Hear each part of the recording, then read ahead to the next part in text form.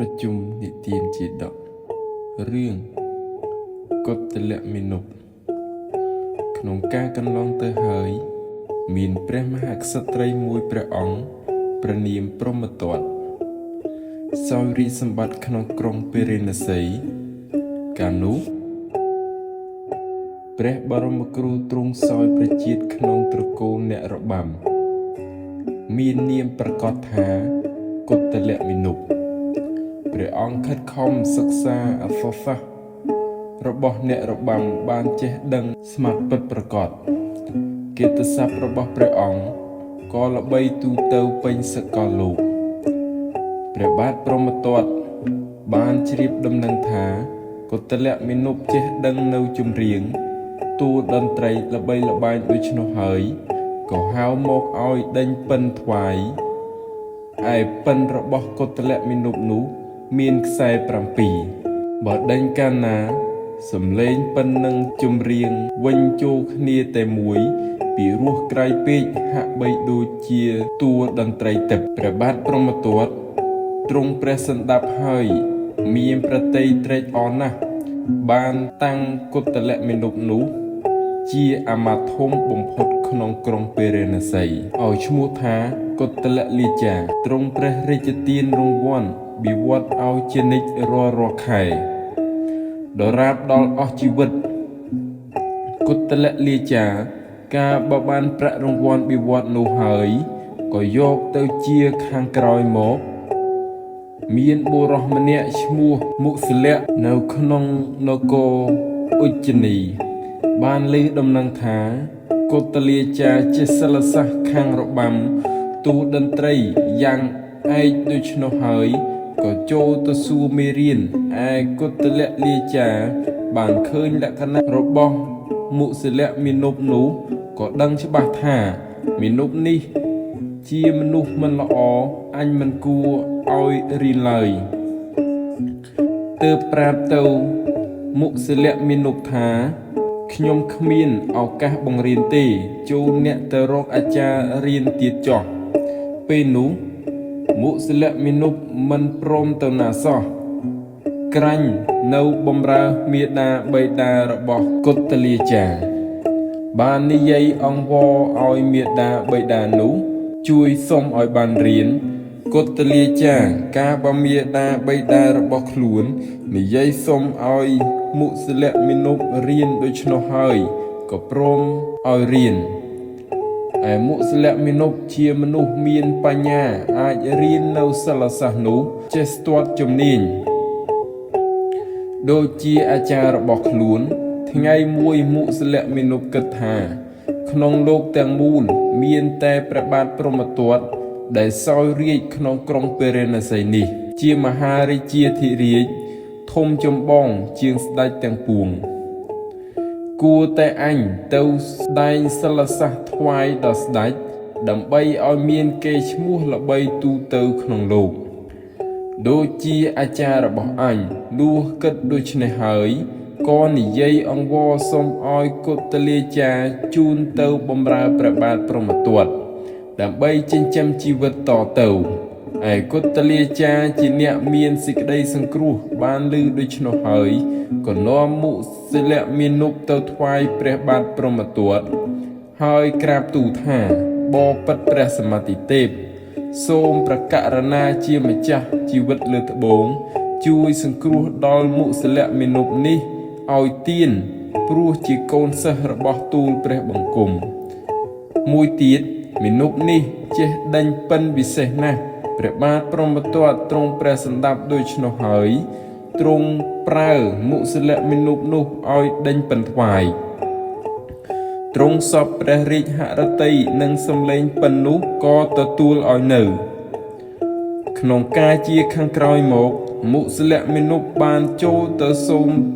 លាព្រះបាទព្រហ្មទត្តទៅកាន់មាតុភូមិរបស់ខ្លួនព្រះបាទព្រហ្មទត្តទ្រង់ឃាត់ថាអ្នកកុំទៅណា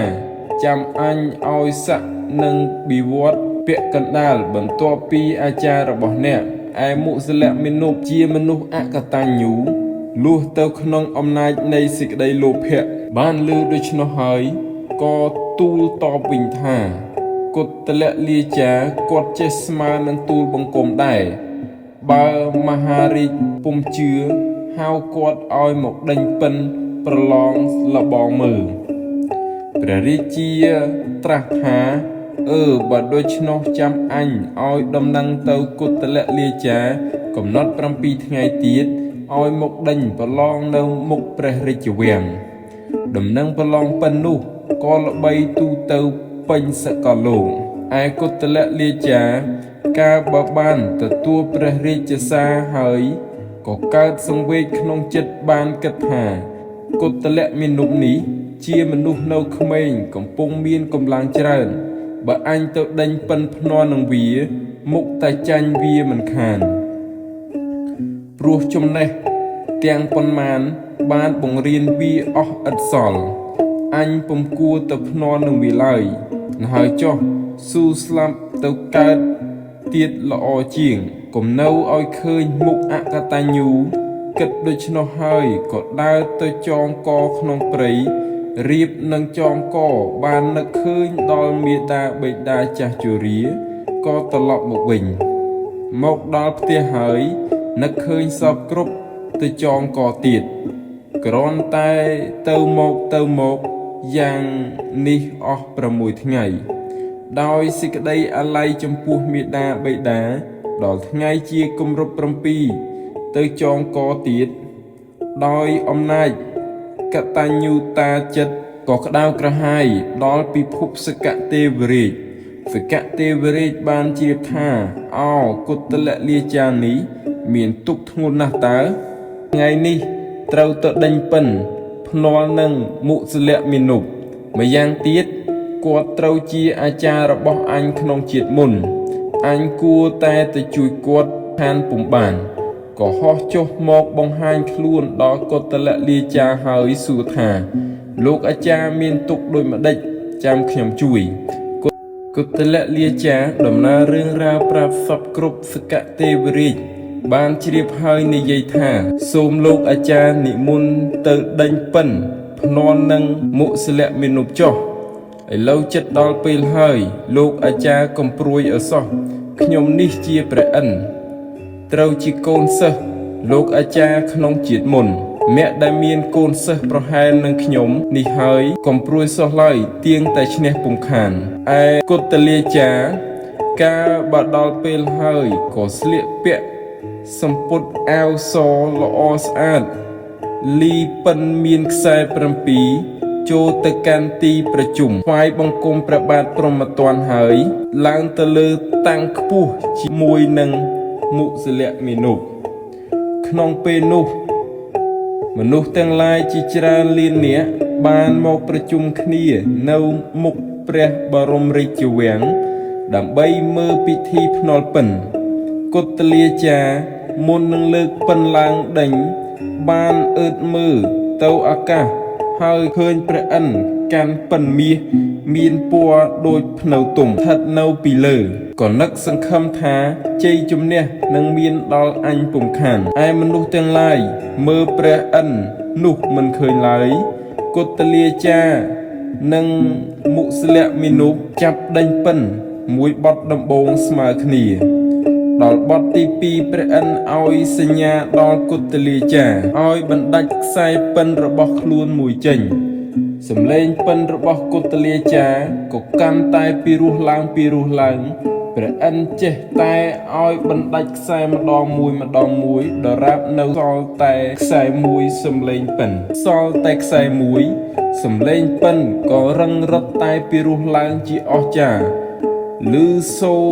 ត្រកួចទៅឯដអាកាសគ្របសង្កត់សំឡេងពិនរបស់មុសលៈមានុបដោយអំណាចឫទ្ធិរបស់ព្រះឥន្ទចំណែកឯមុសលៈមានុបកាលបើបានឃើញគុតលាចាបណ្ដេញខ្សែពិននៅសល់តែមួយហើយមានសំឡេងពីរោះដូច្នោះក៏បណ្ដាច់តាមបណ្ដាច់ខ្សែមួយអន់បន្តិច2អន់បន្តិចដរាបដល់នៅតែខ្សែមួយក៏លែងឮបែរជាបត់អ្វីសោះ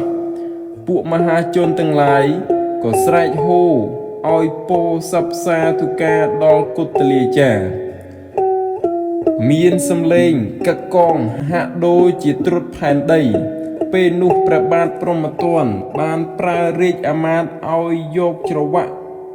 តាក់កមុសលមានុបអូសបញ្ចេញទៅខាងក្រៅទីប្រជុំពួកមហាជនទាំងឡាយក៏ទាត់ធាក់វាយកុសលមានុបដរាបដល់ស្លាប់ក្នុងពេលនោះទៅឯគុតលាចារ្យក៏បានទទួលនៅរង្វាន់ក្នុងពេលនោះជាច្រើនការបើព្រះបាទព្រហ្មទណ្ឌបានបូជារង្វាន់ដល់គុតលាចារ្យហើយសកទេវរាជក៏ត្រឡប់ទៅឋានទេវលោកវិញពួកទេវតាទាំងឡាយក៏នាំគ្នាចូលទៅ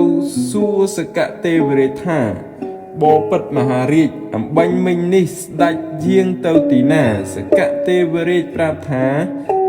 មើលទៅលោកអាចារ្យរបស់ខ្ញុំដេញពិនភ្នាល់នឹងមុសលមានុបឯក្រុងពារាណសីពួកទេវតាទាំងឡាយបានដឹងថាព្រះរាជារបស់ខ្លួនមានគ្រូអាចារ្យចេះដេញពិនដូច្នោះចង់ស្ដាប់ណាស់ទើបនាំគ្នាអង្វរសកទេវរាជសុំឲ្យអញ្ជើញគុតលាចារ្យទៅដេញពិនឲ្យស្ដាប់ព្រះឥន្ទ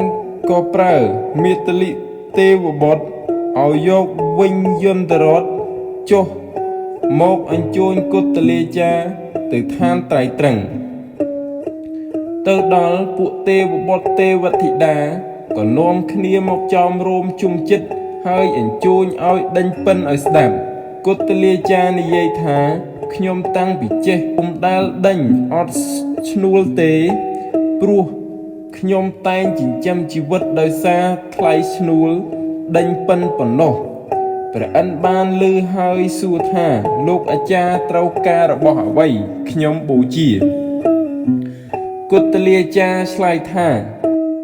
ខ្ញុំមិនត្រូវការដោយទ្រព្យសម្បត្តិទេខ្ញុំសុំទេវបុត្រទេវធីតាទាំងនេះប្រាប់បុព្វកម្មរបស់ខ្លួនដល់ខ្ញុំសិនចាំខ្ញុំដេញពិនឲ្យស្ដាប់ជាខាងក្រោយពេលនោះទេវបុត្រទេវធីតាទាំងឡាយក៏ថ្លែងបុព្វកម្មរបស់ខ្លួនប្រាប់ដល់គុតលាចារ្យគ្រប់គ្នា